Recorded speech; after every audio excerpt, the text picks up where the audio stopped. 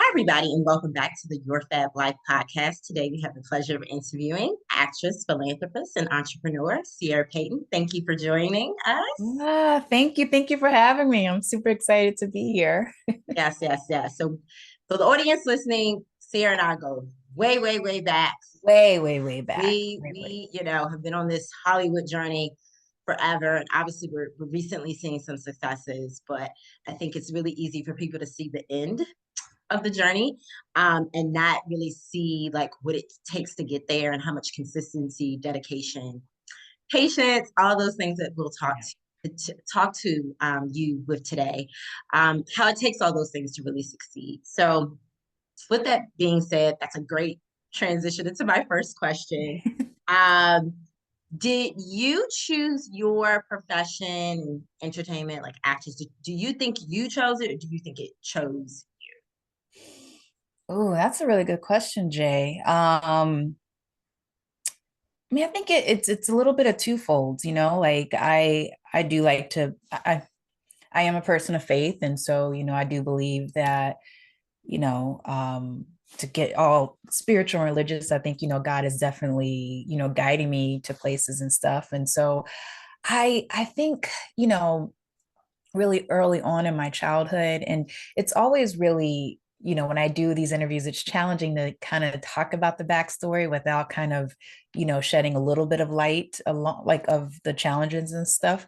So I try to be like really careful, just, Mhm. because I want to still like keep it all in light and stuff. But, basically, I think just the way that, the way I grew up and the way I was brought up in New Orleans, just kind of lend itself to me wanting to, you know, escape into, some type of fantasy, creativity, something like that. And so, as a kid, there were a lot of challenges, and we can talk about that when we talk about the Michael Storter Foundation. But I just remember, one of the things that kind of made me tap into creativity and acting is my grandmother, who I called Nana. She had been diagnosed with cancer when I was about 8 or 9 years old. And, the chemotherapy, all that stuff was just really, really, really tough on her. And I just, I don't know, for some reason, I just felt like I want to entertain her. I want to make her feel better, And so I just started creating little plays and all that type of stuff and doing those for her. And I think, my family, my dad and my aunts and my nana, they saw that, oh, like, she not only likes doing this, but she has, somewhat of a gift doing this. And so they, got me into performing arts, like a magnet school when I was, I don't know, like I said, 8, 9 years old. And eventually from there, I ended up going to a performing arts high school called New Orleans Center for Creative Arts. And, one of the big things that I feel that was just kind of guided to me, or how the teachers kind of helped guide me, was, use your craft, use your art, as a means to kind of release your emotions or express yourself, and so by nature, growing up, I was always extremely introverted, very, very quiet.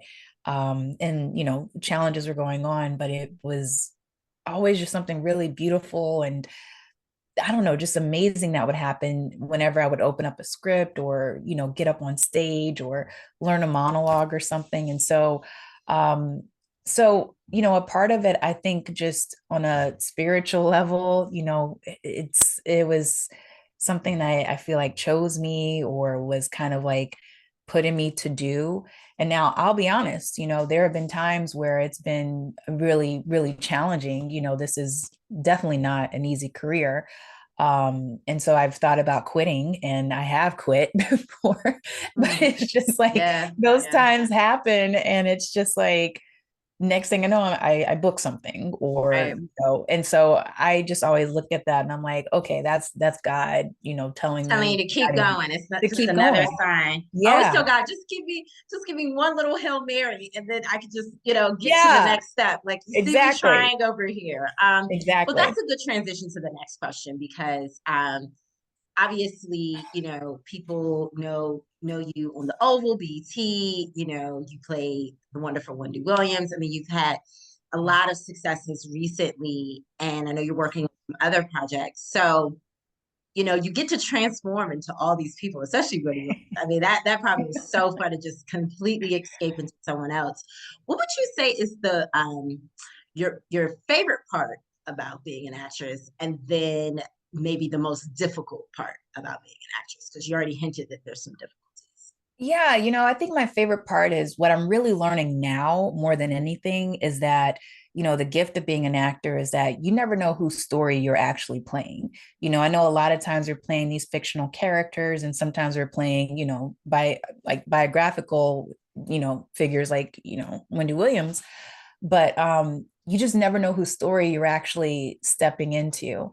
And so, I look at that sometimes because it's really cool because sometimes I have people reach out to me or come up to me if I'm out in public or whatever and be like, oh man, the way you played that, or, that Hmm. character that you played, like, that's my story. Like, I relate to that and stuff. And so I just think that that's just really, really cool that, we as actors, like, we have an opportunity to really step into the shoes of another person and really, walk other people's lives. And I would say it just teaches you how to be, non-judgmental, to be empathetic, to be compassionate, to just the totality of the human condition. And so that's what I love. It's also a lot of connection can be made, and you can understand people on so many different levels, and it's just, I think it's such a beautiful thing. And then I would say, one of the main challenges, or like the difficult thing being an actor, and it's something, I still am learning to this day, and I'm always preaching about to people who reach out to me, is that this is not really this is just a very different career. It's not a clock in 9 to 5 type of thing. It's not linear where you work your way in the mailroom, and then you're the assistant, and then you're the executive, and then you become the CEO. Like, That linear. it's not like that at all. And it's like you can go from being um I don't know, a series regular to a guest star to a co-star, like, and none of those things define like your skill or what you're like, if you're doing it big or if you're not. It's just, everybody's journey in this career and in this business is so different. And I think at times, um I, I'll take that back. That's not the most challenging thing. I think the most challenging thing for me personally is just those in between times Right. sometime, because it's like, that's the other thing. It's not a linear career. And it's also not a career where you're going to be on set every single day out of the year. I mean, I was just talking to a young man who wants to go into acting, just graduate from high school. And, I was trying to put into perspective for him that, when I go work on the Oval, Tyler Perry, yes, he's known for shooting really fast. I think we shoot the show sometimes within 3 weeks. Well, Yeah. for the other weeks out of the whole year, I'm auditioning, or, I'm looking for other jobs or whatever. So, it's just kind of putting that in perspective that, like, for those other, what is it, 40, Something 40, weeks. Yeah. 49 Yeah. weeks, You're still it's doing like, other things. It's not like, okay, I yeah, did this show and then I can just rest on my laurels and I don't have to do it anymore. yeah, Yeah. yeah, exactly. So, it's just, it's that waiting game, and that, the whole unknown and uncertainty of it all. And, it's just all of that that I do find really difficult at times. But, I find my little ways to get through it. So, yeah. Right. And it's funny, I share that. So I'm not as much, obviously, I do more producing, right? Podcasts and TV concept, and now I'm going into film concepts. So for me, it's like I feel those delays and rejections still behind the camera, because when someone says, Yeah. well, I don't want to buy your project, or a nice project, but it's not a good fit for us. And I'm like, but why? It's so perfect. So my actor friends are like, we don't want to hear it, because we're always like, I killed that audition. Like, they're going to pick me, and it just seems like it's perfect, and then they don't pick you. And Mhm. so I'm starting to feel like what my actor friends tell me about, like, I didn't really get it before, but now I get it, where I'm like, what do you mean you're not gonna buy this? You literally have something very similar to it right here, and it's doing well. But they have their, as crazy as it sounds, they have their rhyme and reason. They know what they want when they want Yeah. it. Sometimes it's the wrong time. Like there's so many decisions that go into selecting an actor for a role, just like selecting a show for a network Yep. or film for distribution. So I try to just like keep that in mind that like I don't actually even need hundreds of yeses. Technically, I only need one because I can Yeah. only go on one network, you know. So so Yeah. part of me is like, you just got to keep going until you can do the yeses. So similarly, if someone's listening to this, whether you're in front or behind the camera in entertainment, I think it's just something you just have to keep in mind Yeah. that patience that we're going to talk about a little bit more in a second. But with that being said, understand that your family and your upbringing is kind of what inspired you to go into the acting field. As you've gone into the field, did you have any mentors, whether they know they're a mentor or not? Maybe it's someone you actually know you don't know. Is there anybody that you try to like model your career after, or is there anyone that's kind of helped you along the way? During the Absolutely. process? Okay. Yeah. I mean, I would say right out the gate I had two really amazing mentors throughout college or like my last 2 years of college and right when I got out. Firstly, I would say was Michelle Shea, who is a Tony Award nominated actress. She was for August Wilson's Seven Guitars, and she's like an August Wilson, guru. She knows everything about him. She worked with him like hundreds of times, and she's a phenomenal teacher and director, and just amazing, beautiful woman. And she was one of my mentors from my junior year of college up until shortly after I graduated. And while I was in North Carolina as well, I went to school in North Carolina. Mm-hmm, mm-hmm. I got to meet Dr. Maya Angelou and kind of had like a mentor mentee relationship with her for a couple years while I was in school and even after I graduated. And they were just phenomenal, phenomenal. Yeah, speaking of phenomenal, right? Yeah, she was phenomenal. Michelle was phenomenal, just really great mentors of just really, you know, keeping me aware, keeping me grounded, uh, you know, keeping me in faith and, just being in that realm, in that space. And then, you talk about modeling my career after other people. I do have a lot of, I would say, almost like virtual mentors who I've never met before, Yeah. and just other actresses that I watch interviews of on YouTube or, their career and stuff like that. And I mean, some of them, they're so, unconventional to, probably whoever's watching now. They're like, what, that person? But no, I love, like Kate Blanchett,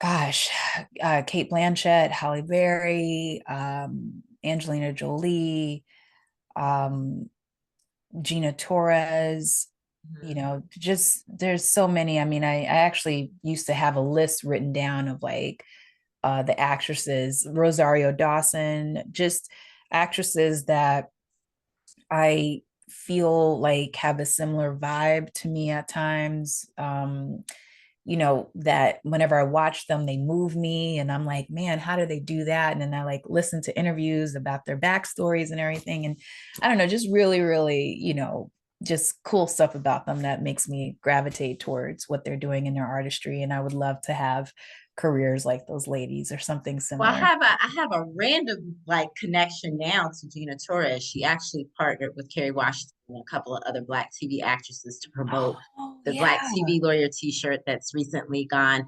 viral to support a law student scholarship. So Yes. Gina Torres obviously was on Suits. That's one of her big Yeah. roles. So it Hmm. put a smile on my face to see her wearing the shirt on her Instagram. So you just Oh, never that's know like awesome. how you end up getting connected. Hmm.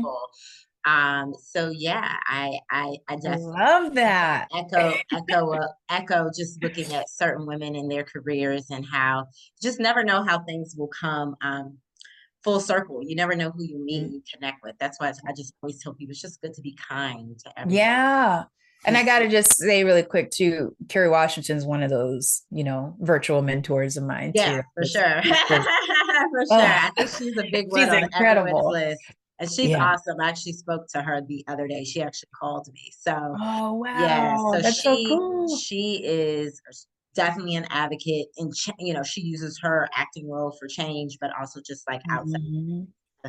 philanthropy. So yeah, for sure, for sure. What would you say would be, with everything you've just said, what would be maybe the number one or number two, like top two things you would say in terms of a piece of advice that of someone that wants to enter as actors, or maybe they've already started, maybe they've booked a couple of gigs, like what would be maybe two things you would tell them? Maybe your younger self, when you're first doing this, if you were to go back, what would you tell them and your younger self? Oh my gosh, I'd say so much. I mean, I think hmm, give me a second here because I want to Yeah, make no, sure. no, it's a deep question. People Yeah. always pass when I ask this question, like what sort of advice, because I know there's so much you can give, but I think there's some key things about, I don't know, dedication or persistence or consistency that I just think, our audience would benefit from in terms of just holding on to. Because, like you said, business is not for the faint of heart. Yeah, I I, mean, it it's really isn't. definitely I do think, I believe in persistence and I do believe that, you just keep going, you keep putting one foot ahead of the other. Um, I do believe I literally just had on the top tip of my tongue.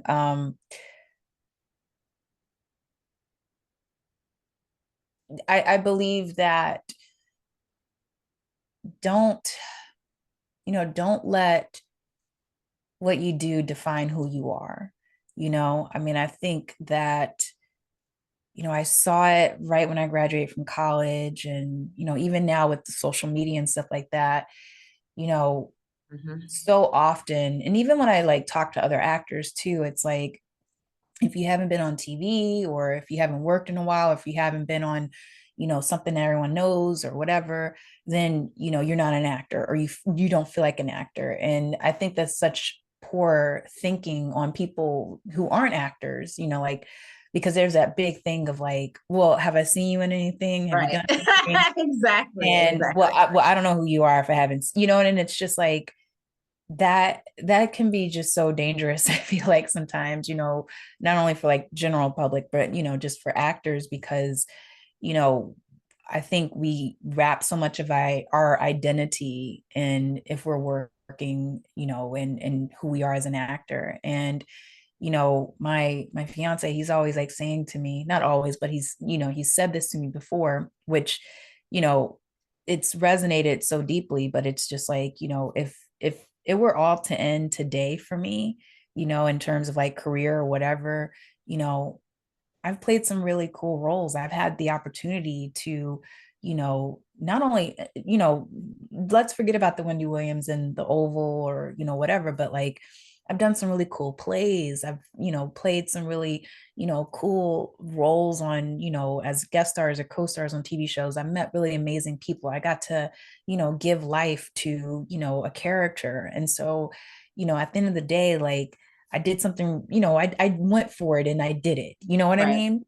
And so, for people who want to go into the business or, just I can give so much advice, but I just think that, don't give up. Keep moving forward. I mean, that if that dream is in you, it's never going to die. So just at least go for it, but also don't let the number of credits or, you know, if you're not famous or whatever, uh define you, like you can, if you don't have one credit on your resume and you say you're an actor and you're doing all the work to be an actor, the classes, the studying, You you are know an actor, you're an right? You will actor, have your time. And and you so will have your time eventually. Yeah. exactly, exactly. And I just feel like, I think so many times we just try to really define ourselves and our whole identity into, what's being put out there on social media, what's on the resume, what other people think of our success or not success. Like it's too much. And, it's you Mhm. have the power to define who you are, and what you do does not define who you are. I And hope that makes sense. I think that's a great piece of advice for, whether someone's interested in entertainment or not. I think sometimes whether you be doctor, lawyer, engineer, sometimes you do all this schooling, you get in these roles, and then people only see you as that. And so if you try to do anything else, it's like, why are you doing that? And I don't understand. I want to, and it's like, I am me before I'm before all these other titles, right? So, Mhm. I dance, during law school, I would do New York City Fashion Week. People at the law Yeah. school looked at me like I was crazy. Like I did so much and I still continue to do so much, probably more entrepreneurial things more than anything. But sometimes I also feel like I am sometimes stuck in a box sometimes. And Yeah, people try to put me in a box. and I want to speak to that a little bit too, because I think so early on in my career, getting out of college and everything, I was paralyzed by fear of venturing out to do other things because I was afraid that if I did other things, people wouldn't see me as an actor or take me serious as an Mm. actor. You know what I mean? And so it's like now, and I think I do accredit this to social media a lot, because I think what social media is doing, which is so cool, is that, you're getting a glimpse into people's lives and what they're doing, especially like some of the big actors or whomever. Like you learn that, oh, they're not just like sitting around reading scripts all day or on set all day. Like, They have they're other interests and other yeah, they have passions. other, they're selling wine or writing a book or whatever, running whatever company or starting different things. And so, I'm over the last few years, I've just started to be like, yeah, like I have my nonprofit organization, I've started my YouTube channel, I have my blog, like, it's stuff like that, and eventually, yeah, I'm looking to probably start a platform where I'm coaching actors or working with actors. And for a while, I was so scared to do those types of things because I was like, oh my God, like if the business sees me doing this other stuff or being too entrepreneurial or Mm-hmm. coaching actors or whatever, then they're not going to take me serious as an actor. And it's like,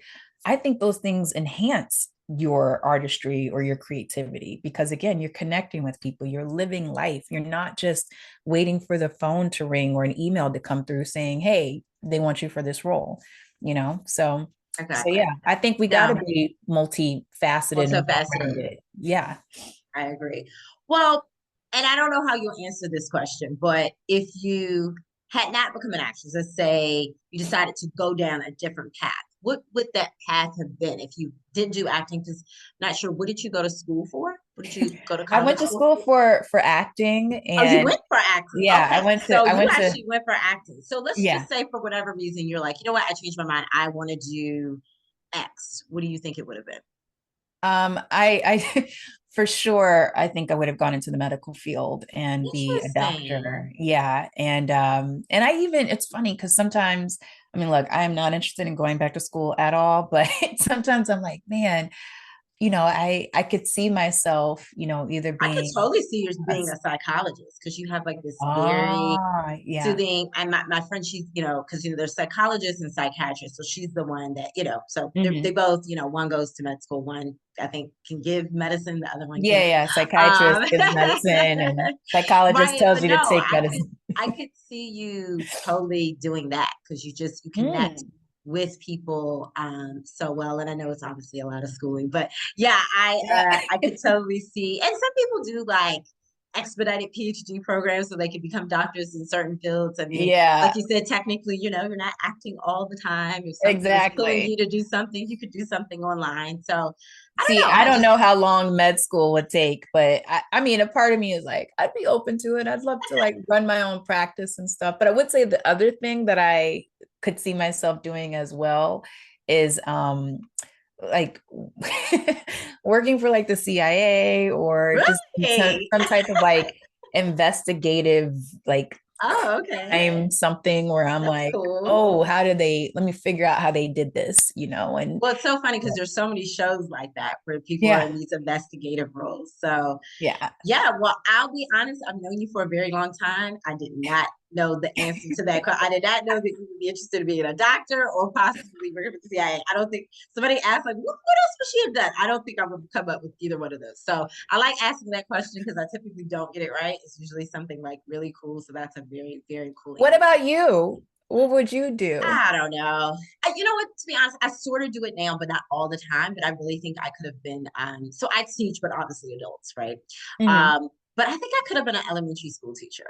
I Ooh. love kids, and I taught like Okay. like dance to kids when I was little and things like that. Okay. So kids just gravitate to me. I can go in a room, any child just comes up to me. I don't know why, love me. So I definitely think I can see that.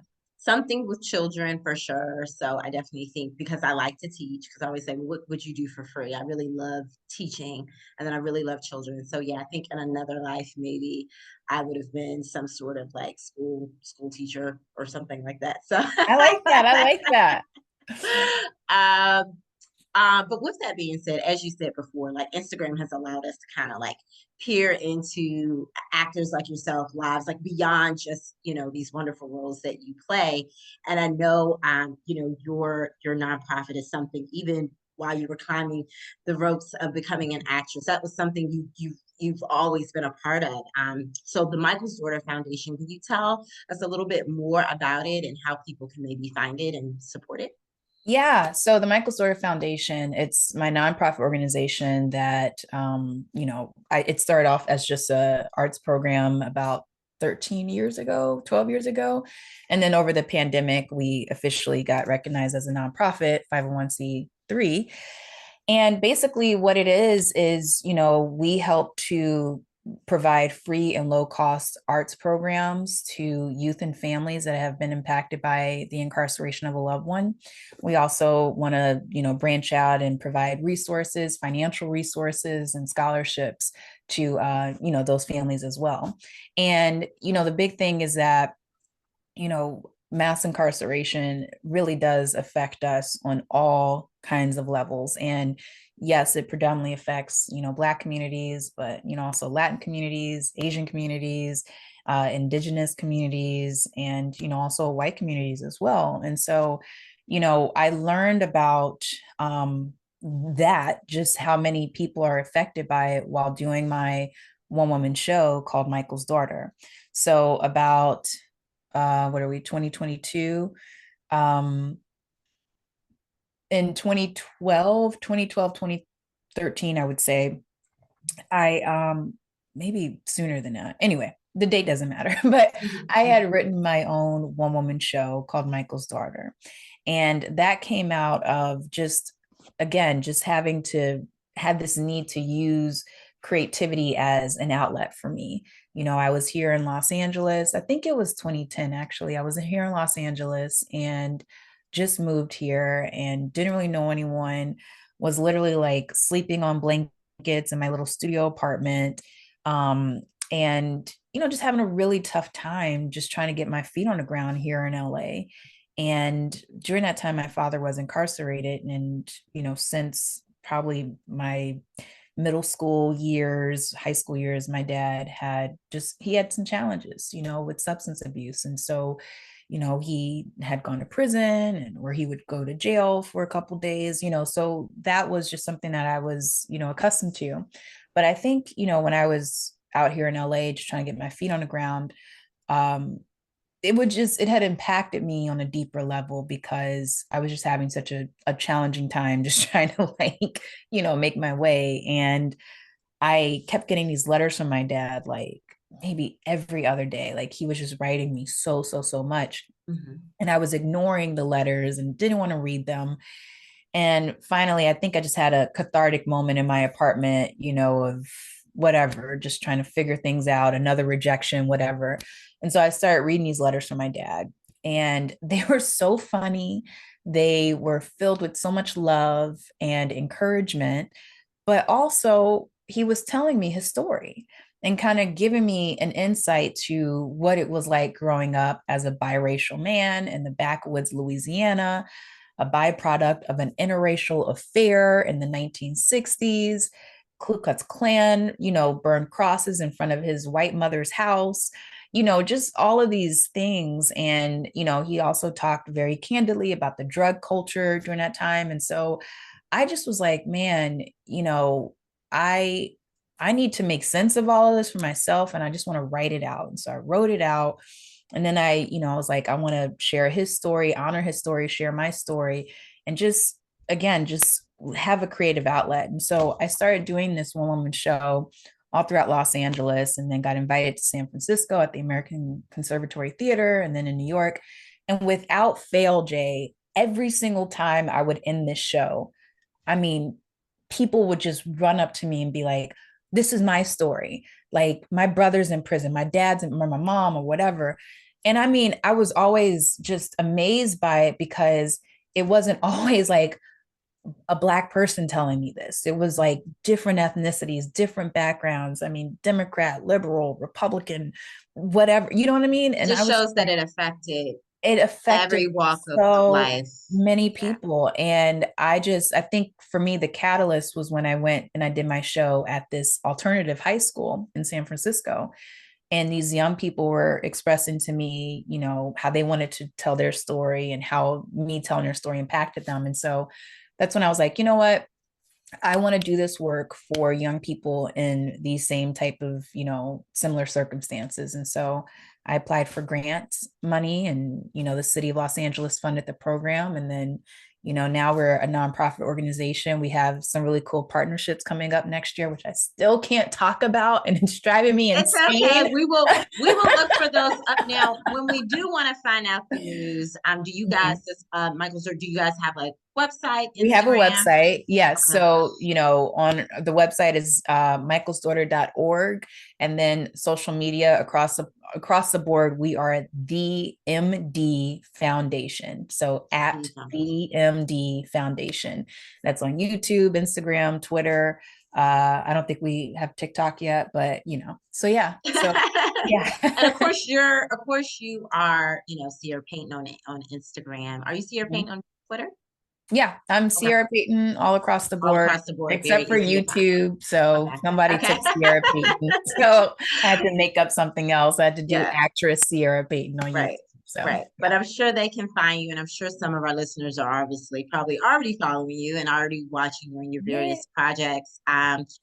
Just want to close out, because it's funny. I reached out to you because of, something you put on Instagram that, like you said, you just never know, you turn on your phone, you start recording, you post it, and you don't know who it reaches. But we hadn't talked in a while, and I saw it. It was just so beautiful. Kind of like almost like a little mini monologue you did on like patience, having patience with yourself. And so, if you could just speak to that a little bit with our listeners, I think it kind of sums up kind of some of the advice you've already given with people trying to go into the industry and find themselves and not be defined. But I do think it is important to give ourselves grace. And I think as professional women, which is the majority of the people that listen to the song, we don't give each other grace. We don't give each other grace. We don't give ourselves grace. Like grace is in short demand. So I would really love to just hear one more time, just like your thoughts on that to close out the podcast. Yeah, I think I was just kind of, a lot of times when I share, I'm sharing from the heart, sharing from a personal space. And so,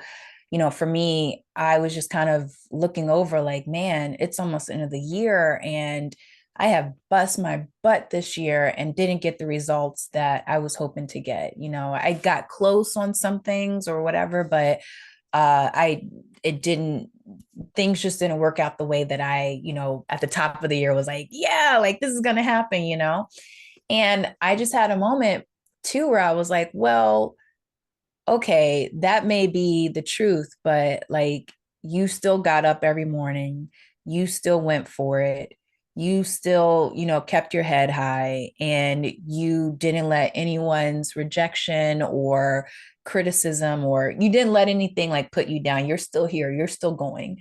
And so I just was like, man, I just felt like other people could hear that, because I didn't know, I didn't really know if anybody would truly register with it, because, I think that we hear a lot of these little tidbits a lot of times and we just keep scrolling or whatever. But, a big thing was just, again, like it's giving yourself grace and just being patient. I think that we are so oversaturated too with seeing people's journeys at the end, and not, like you said at the beginning, like you don't really know what all went into it, and I remember, a lot of the wins that I've had, people go like insane over it, but they didn't see like the years of the blood, sweat, and tears behind it. And like I take that for granted myself personally, and so I had to remind myself by sharing that video of like, hey, you've come a long way already, Sierra. Like, you've come a long way from that little girl, that little 8-year-old girl living with your dad, your two aunts, and your nana on the 2-bedroom apartment in Third Ward of New Orleans, performing little plays. Like, you've come a long way. And just because, you know, things didn't happen over 365 days, you're going to sit here and be disappointed or upset or whatever. Like, no, some things just take a longer time, and you got to like give yourself a pat on the back that you are still here, you're still doing it, and give yourself grace. And and just luxuriate in the fact that you're courageous enough to keep going. And so yeah, that's I just wanted to talk a little bit and speak a little bit on that, because I just think that, again, it's like we define ourselves by these things, these These external, milestones or things we yeah, these think that we're supposed to milestones, these, have. And it's like, well, who said that yeah, it had to happen at this time? exactly. Even And then even it's like, personally, sometimes people say, well, you're not married yet, or why didn't you have your child yet, or why aren't you yeah. doing this? And it's just like, because we're doing our own thing. We're figuring and it and out. and we're so quick to call ourselves failures when we don't make those milestones, when in Milestones. Yes. actuality it's like you're just learning how to do it better the next time, or you're just gaining strength, you're just gaining momentum, you're just gaining courage, you're gaining boldness and fierceness. Just because it didn't happen, you're going to go off and just call yourself a failure or give up or beat yourself up. And it's just like, I don't know. I just got to stop that. And it was just interesting. I shared that and it was crazy. I don't know how many views the video's gotten now, but it was just like a really high viewed video. And I was like, Yeah, you got a. I a remember lot by of the time I people. saw it, you had a Yeah. lot of responses, and I was like, "Why is Yeah. everybody? Let me Yeah. see us Yeah. talking about. Let me click on it." And then just within the first couple of minutes, I'm like, wow, I'm listening because first of all, like I said, I definitely think you could have been like you have a very soothing voice. And I know because you're an actress, you've been kind of trained your voice, but I just think in have a very soothing demeanor. So that video just talking about, giving yourself that, that patience and that grace and all that. Yeah, I can totally see why it resonated so well. And so, yeah, no, I'm just happy that something just told me, I'm like, she's super busy, but maybe we're getting ready to go in the holidays. Yeah. I mean, I was happy to do I can catch this. her right before she gets back on a Tyler Perry set and get her on this podcast. I was looking to close out the season with someone really special. And of course, you're very special. Oh, So thank you. Wait, wait. I have to just sure, interject really sure, quick, really, really quick. sure. So listen, I just want to thank you so much. Over the years, you have been a real one.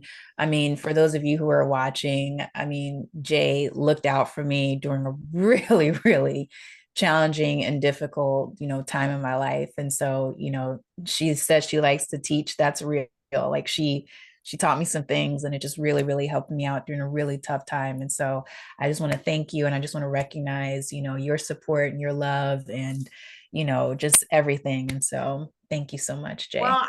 I want to thank you. And like I said, I know at least half the time you're in LA. And now that the pandemic is mostly, lifted, I know people are starting to do more, outside events for their charities and things like that. I would love to come and, support any like in-person events that you do. Yeah, yeah. That's all So, going to be coming next year. And okay. so, we're Yes. just trying to get it all worked Get it out. all And together. yeah, yeah. Well, I want to make sure, like I said, my audience, Sierra Payton, on Instagram, on Twitter, that's where you can find her if you're not already following her. We just want to, again, thank you for coming on Your Fab Life. Until next time, take care.